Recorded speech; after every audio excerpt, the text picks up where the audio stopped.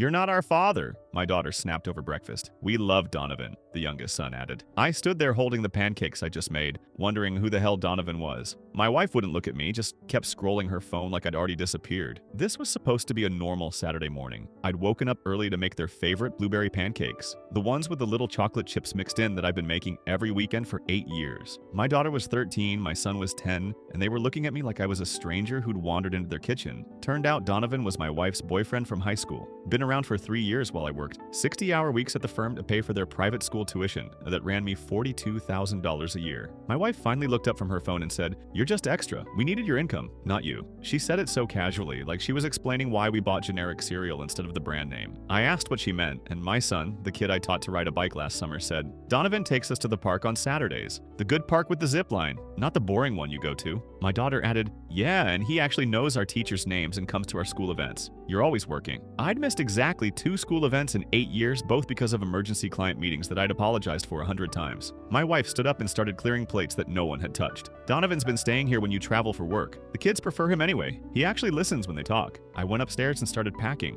My hands were shaking so bad I could barely zip my suitcase. The kids didn't even ask where I was going. They were already on the couch FaceTiming Donovan, showing him the new PlayStation I'd bought them 2 weeks ago for early Christmas. Cost me $600, and I'd driven to 3 different stores to find it in stock. That's when my wife followed me upstairs and dropped a bomb. "I cheated on you the day we got married, in the bathroom during cocktail hour." She said it while folding laundry like it was a fun wedding story she forgot to mention. "Your brother walked in on us, but I paid him $2,000 to keep quiet." She laughed, actually laughed, and said he bought a motorcycle with it. I asked why she even married me then. She shrugged. "You had the stable job, the good insurance. My parents liked you." Donovan was broke back then, living with his mom. It was just practical.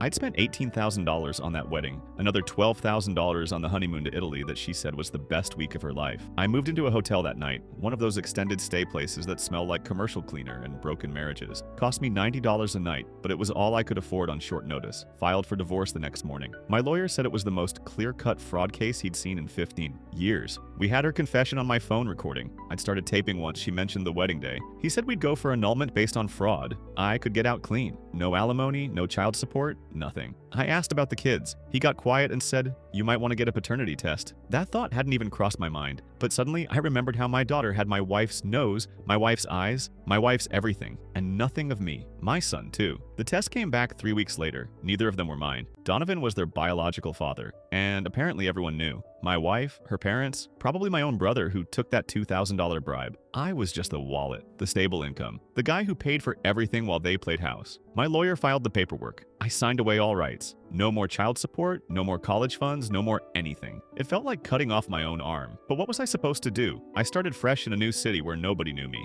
Then my cousin sent me a screenshot from my wife's Facebook. She'd posted a long story about our divorce, painting me as someone who'd abandoned my sick kids to start over. It had 300 comments, all from people I used to know, calling me disgusting. She'd gotten ahead of the story before I could, and her version made sense to people who didn't know the truth. My new boss saw it when he searched my name, called me into his office asking if it was true. I tried to explain about the paternity test about Donovan, but it sounded insane compared to her simple story about an abandoning father. Then my phone buzzed with a text from my wife. "Everyone believes me. They always will. You should have just stayed quiet and kept paying." I stared at those words for maybe 20 minutes straight, just sitting in my car in the office parking garage, engine off, phone screen burning into my eyes. The worst part was she was right. Her story was simple. Mine required explanation, proof, context. Hers fit into a Facebook post. Mine needed a documentary. I took a screenshot of her text and didn't know what to do with it. Who was I supposed to send it to? Who would care? My lawyer already had everything he needed for the annulment. The rest was just damage control on a fire that had already burned down the whole forest. But I couldn't just do nothing. So I sent the evidence to 5 people. Just 5. The ones I trusted most in this world. My parents, my best friend Tyler from college, and 2 colleagues from work I'd known for years, Dave and Jennifer.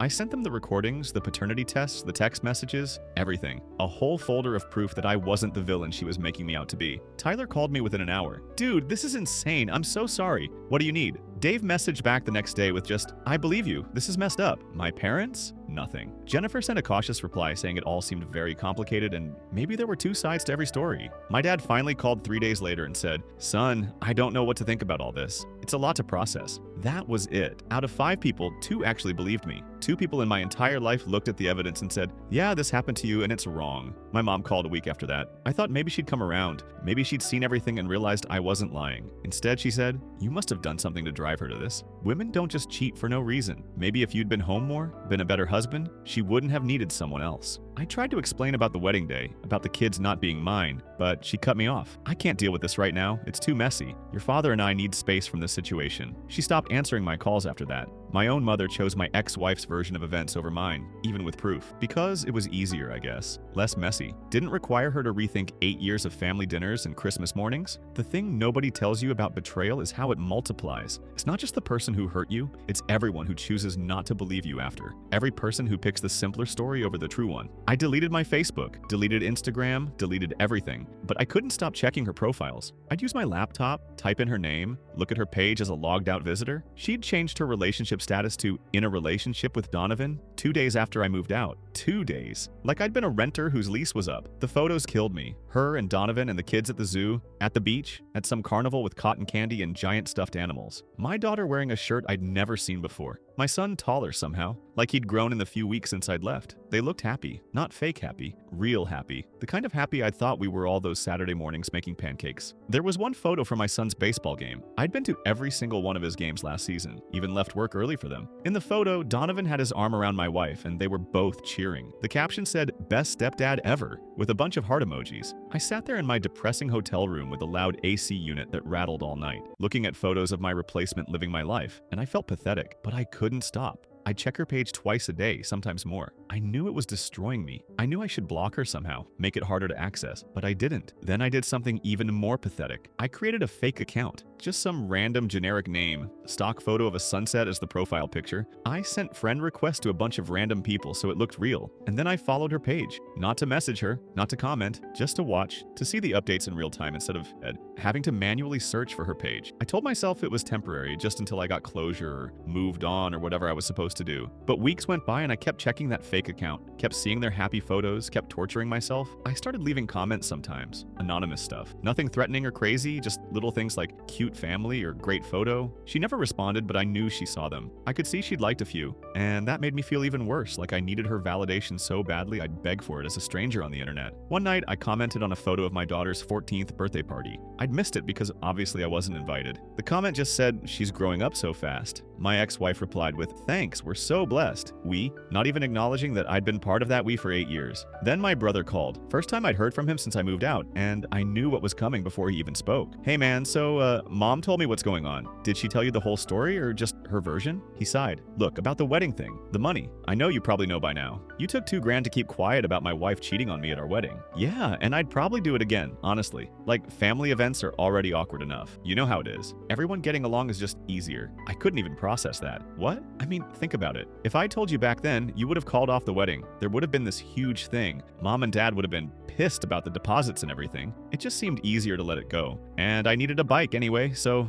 he trailed off like he'd just explained why he'd taken the last slice of pizza, not why he'd helped cover up infidelity. "You're serious right now. Don't make this into a big thing, okay? What's done is done. You're getting divorced anyway. Does it really matter when she cheated?" I hung up on him, blocked his number. Haven't talked to him since. But the calls didn't stop. At 2 a.m. on a Thursday, I woke up to my phone buzzing. Unknown number. I almost didn't answer, but something made me pick up. "Hello?" Heavy breathing, then crying. "Dad? I don't know what to call you." It was my daughter. Ex-daughter? Whatever she was now. "What's wrong? Are you okay? Can you just come get me? I'm at Jenny's house, but her parents are fighting and it's really loud and scary and mom isn't answering her phone." I looked at the clock. I was 45 minutes away from my old neighborhood. "Where's Donovan?" "I don't know. Mom and him went out somewhere." "Please? I don't want to be here." I got dressed and drove. The whole way there, I kept thinking about how I shouldn't do this. How I wasn't her father anymore, not legally, not biologically. How this was just going to hurt more in the long run. But I couldn't leave her there, scared and alone at 2 a.m. I picked her up from a house I didn't recognize. She got in the car without looking at me, still crying a little. "Where do you want me to take you?" "I don't know. Home, I guess. If mom's back." We drove in silence for a while, then she said, "Why did you just leave us?" I gripped the steering wheel tighter. That's not what happened. That's what Mom said, that you couldn't handle being a dad anymore. Your mom told me you guys preferred Donovan. She told me a lot of things. And then I found out some other things that made it impossible for me to stay.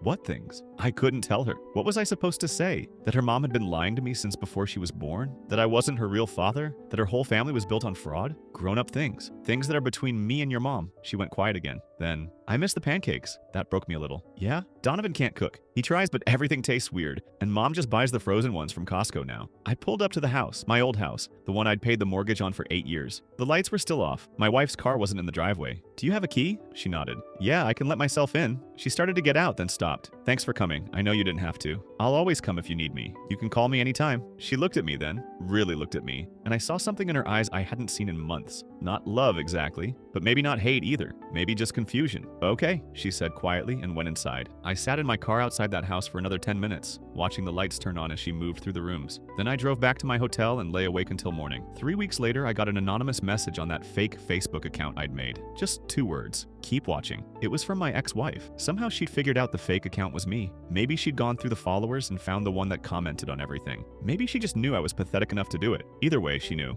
And she wanted me to keep watching. She wanted me to see her living her best life. It was another level of cruelty I hadn't expected. I should have deleted the account right then. But I didn't, because she was right. I couldn't stop watching. I started driving past the house sometimes. Late at night when I couldn't sleep. Never stopping, never getting out of the car. Just driving down the street, seeing the windows lit up, the cars in the driveway, knowing they were all in there, living the life I'd paid for, in the house I'd bought, being the family I thought we were. It became a routine, once a week, sometimes more. I tell myself it was the last time, that this was crazy, that I needed to let go. But then I'd be back there the next week, parked 3 houses down with my headlights off, watching shadows move behind the curtains. One night I saw Donovan, taking out the trash. He was wearing my old robe, the blue one I'd left behind because I couldn't carry everything. He looked comfortable, at home, like he'd always lived there. Another night I saw them having a barbecue in the backyard. My son was running around with a water gun, screaming and laughing. My wife was drinking wine and talking to some neighbors I recognized. Donovan was at the grill, flipping burgers. It could have been a stock photo of suburban happiness. I took pictures sometimes, not of them, just of the house. The flowers my wife had planted in the front garden that were blooming now. The new mailbox that was different from the one I remembered. Small changes that proved life was continuing without me. Then one morning, I got a Facebook message. Not to the fake account, to my real account that I'd deactivated but apparently still existed somehow. It was from Donovan. Hey man, can we talk? I stared at that message for hours. What could he possibly want to say to me? Sorry for sleeping with my wife for 8 years? Sorry for being the real father of the kids I'd raised? Thanks for the monthly mortgage payments? I finally replied, what do you want? He called immediately. I let it ring 4 times before I answered. Look, he said, his voice nervous. I feel really guilty about all this. I know that probably doesn't mean anything to you, but I do. It wasn't supposed to go this way. How was it supposed to go? I don't know, man. I loved her since high school, you know? And when she told me she was marrying you, I thought I'd lost her. But then she said it was just for stability, that she still loved me, that we could make it work. And I was stupid enough to believe it. So you've been sneaking around with her for 8 years? Not the whole time, just the last 3. Before that, I was trying to move on. I had other girlfriends. But she kept calling, kept saying she made a mistake, that she picked the wrong guy,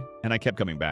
I didn't say anything. What was there to say? The kids are great, he continued. I mean, you raised them really well. They're good kids. They're your kids, biologically. Yeah, but you were their dad for most of their lives. That's gotta count for something. It didn't count for anything when they told me they preferred you. He got quiet. Then, that was their mom talking. She told them to say that. She thought it would make the transition easier. The transition to what? To us being together officially. She wanted you out so we could be a real family. She said you'd fight for custody or something if we didn't make the kids reject you first. My hands were shaking. She planned this. I mean, yeah, kind of. She's always been really strategic about things. It's one of the things I love about her, honestly. She knows what she wants and she makes it happen. What do you want, Donovan? Why are you calling me? The kids' health insurance, your policy. She said you'd keep paying it even after the divorce because you're not on the birth certificates or whatever, so you're not legally required, but she thought you might do it anyway. And I can't afford it on my salary. I work in restaurant management, and the benefits are terrible? I couldn't believe what I was hearing. You want me to keep paying for insurance for kids that aren't mine so you don't have to. I know how it sounds, okay? But think about the kids. They didn't ask for any of this. They need their doctor's appointments and dental work and all that.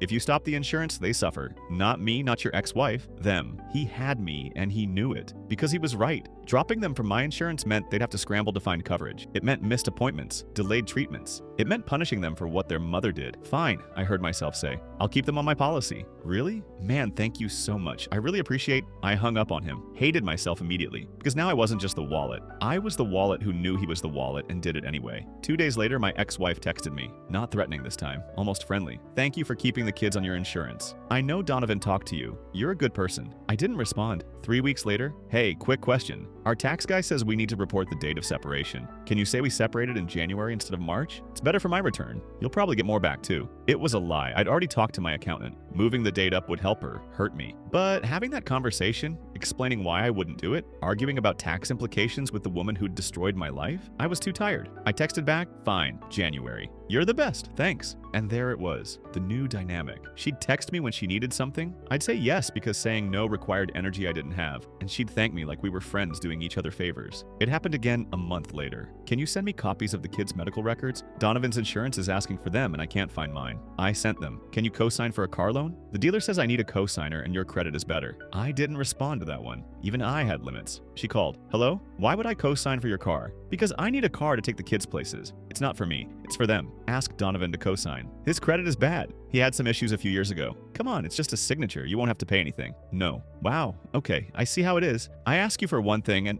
I hung up, blocked her number. Unblocked it an hour later because what if there was an emergency with the kids? What if they needed me? I started dating someone new. Jennifer, a paralegal from a different firm. We met at a bar during a work happy hour. She was pretty, funny, seemed normal. We went on 3 dates and they were good. Not great, but good. Enough that I thought maybe I could do this. Maybe I could move on. On the 4th date, we were at dinner and she asked about my past relationships. I was married, I said. It ended badly. How badly? And then I told her everything. The wedding day cheating, the kids not being mine, the Facebook posts, the fake account, everything. I couldn't stop talking. It all just poured out like I'd been holding it in for months and finally had someone who'd listen. She listened patiently at first, nodded in the right places, made sympathetic noises. But as I kept going, I could see her expression change. The interest fading, replaced by something else. Pity, maybe, or discomfort. That's a lot, she finally said when I stopped to breathe. I know, I'm sorry. I didn't mean to dump all that on you. No, it's fine. It's just, you're clearly not over her. I am. I hate her. Doesn't that count as being over someone? She smiled sadly. That's kind of the same thing, isn't it? Love or hate, you're still stuck on her. We didn't go on a 5th date. She texted me 2 days later saying she didn't think we were compatible, that she hoped I found someone who could help me heal. I didn't blame her. I wouldn't want to date me either. I threw myself into work after that, stayed late every night, took on extra projects, anything to avoid going back to my depressing hotel room and checking my ex-wife's Facebook page. Then one night, my phone rang. 1:30 a.m., my daughter's number. Hello, slurred speech. Hey, it's me. Can you come get me? Are you drunk? Maybe a little. I'm at this party and everyone's being weird and I just want to go home, but I can't call mom because she'll kill me. Where are you? She gave me an address 20 minutes away, some house party in a neighborhood I didn't recognize. When I got there, the music was so loud I could hear it from the street. Kids everywhere, most of them looking too young to be drinking, but clearly drunk anyway. I found my daughter sitting on the curb, mascara running down her face. She looked up at me and tried to smile. Hey, you came. Of course I came. Let's get you out of here. She stumbled getting into the car. I had to help her with the seatbelt. She smelled like cheap vodka and vomit. I'm sorry, she mumbled. I'm really sorry. It's okay. We'll get you home. She was quiet for a while, then, do you hate me? What? No, of course not. I was mean to you before you left. We all were. That wasn't your fault. Mom told us to say those things about Donovan being better. She said it would make everything easier. I knew that already. Donovan had told me, but hearing it from her was different. It's okay, I said again, because I didn't know what else to say. We drove in silence. Then she started crying. Really crying. The kind of crying that makes you struggle to breathe. Hey, what's wrong? I can't tell mom. Can't tell her what? About Donovan's friend, the one who comes over sometimes. He's like 30 or something, and he makes me uncomfortable. The way he looks at me, the things he says. My hands tightened on the steering wheel. What things? Just like comments about how I'm growing up, how pretty I am, stuff like that. And he stood really close to me once when I was getting water from the fridge and I could feel him behind me, and it made me want to throw up. Have you told your mom? I tried. She said I was being dramatic, that he's just friendly, that I need to stop being so sensitive. What about Donovan? She laughed, but it wasn't a happy sound. Donovan doesn't care. He's barely around anyway. He's always working or hanging out with his friends. Mom says I should be grateful he's even trying to be a stepdad. I wanted to turn the car around and drive straight to that house and have a conversation with both of them, but I couldn't. I wasn't her father anymore. I had no legal right to make demands or even be involved. You need to tell your mom again, I said. Make her listen. If this guy is making you uncomfortable, she needs to know. She won't listen. She never listens. She only cares about what Donovan wants because she's terrified he'll leave her like you did. I didn't leave her. She drove me away. I know that now. I'm sorry I didn't know it before. We pulled up to the house. All the lights were off except for the porch light. My ex-wife's car was in the driveway. Do you want me to come in with you? Talk to your mom? She shook her head. That'll just make it worse. She'll get mad at me for calling you. Will you be okay? I don't know. Probably. She opened the door, then stopped. Thank you for coming. Again, you didn't have to. I'll always come when you need me. I mean that. She looked at me then, and for the first time since this whole nightmare started, I saw something like trust in her eyes. Okay, she whispered. Then she got out and walked to the house. I waited until she was inside before I drove away. I made it 3 blocks before I turned around and came back. Parked across the street where I could see the house. I had to make sure she was safe. Had to make sure that friend of Donovan's wasn't there. Had to make sure nobody was hurting her. I sat there for 2 hours. Nothing happened. No lights turned on. No cars pulled up. Just a quiet suburban street at 3 a.m. I finally drove back to my hotel as the sun was coming up. Didn't sleep. Just lay on top of the covers thinking about my daughter scared in her own home. About my ex-wife not listening. About how I'd signed away all my rights and now I couldn't do anything to help. The next day, I drove to the house. Middle of the afternoon. My ex-wife's car was there. I knocked on the door. She answered in yoga pants and an oversized sweater, coffee cup in hand. What are you doing here? We need to talk about our daughter. She's not your daughter. Remember? You signed away your rights. I know what I signed. I need to talk to you anyway. She looked behind her, then stepped outside and closed the door. Make it quick. I have plans. I told her everything my daughter had said about Donovan's friend, about feeling uncomfortable, about trying to tell her and being dismissed. She listened with her arms crossed, face getting tighter with every word. Are you serious right now? Yes. You come to my house and accuse my boyfriend's friend of being a creep based on what? Your daughter's overactive imagination? She's scared. She called me drunk from a party because she needed someone to listen. That should tell you something. It tells me she's being manipulative, playing on your guilt so you'll stay involved in her life even though you abandoned her. I didn't abandon her. That's not what she tells people. That's not what anyone thinks. I don't care what people think. I care that she's scared in her own home. My ex-wife laughed. Of course you do, because you're the hero, right? Coming to save the day. Let me tell you something, she's fine. She's being dramatic, and you showing up here playing concerned father isn't helping anyone. Just talk to Donovan. Ask him to keep his friend away from her. I'm not doing anything based on your paranoid delusions. Now get off my property before I call the police. She went back inside and slammed the door. I stood there for a minute, then got back in my car. But I didn't leave. I couldn't. Not when my daughter was in there and I knew she wasn't safe. I sat in the car for maybe 10 minutes. Then the door opened again. My ex-wife came out, but this time her expression was different. Softer somehow. Less angry. She walked over to my car and I rolled down the window. Okay, she said. You win. What? I talked to her. She's upstairs crying. I don't know if what she's saying is true or if she's exaggerating, but you drove her home last night when she was drunk and I didn't even know she was gone. So maybe I'm not paying enough attention. I didn't know what to say. I'll talk to Donovan. I'll make sure his friend doesn't come around anymore. And I'll actually listen to her for once. Thank you. She looked at me then, really looked at me, and for the first time in months, she looked at me like I was a human being instead of an obstacle she'd finally removed from her path. Thanks for watching till the end. Make sure to like and subscribe to not miss the next story.